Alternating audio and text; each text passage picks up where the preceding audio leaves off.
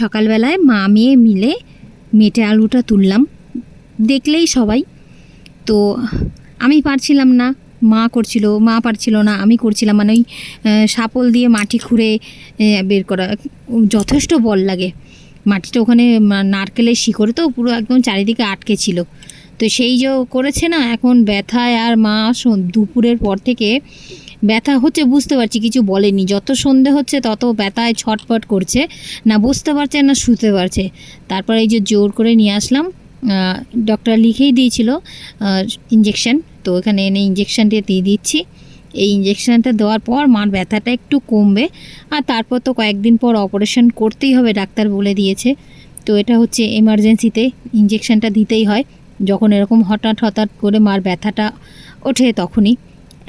আজকে বলে নয়, এর আগেও হয়েছে। আজকে আমি প্রথমবার এসেছি মার সঙ্গে। এর আগে দিদি আসতো এরকম, মানে রাতেই ব্যথাটা বেশি হতো। তো দিদি কাজ থেকে বাড়ি এসে তারপর আবার সেই রাতে গাড়ি ভাড়া করে আমাদের এখানে যে প্রাথমিক স্বাস্থ্য কেন্দ্র আছে, হাসপাতাল, তার সামনেই ওষুধের দোকান, এখানেই নিয়ে আসতো ইঞ্জেকশন দিতে।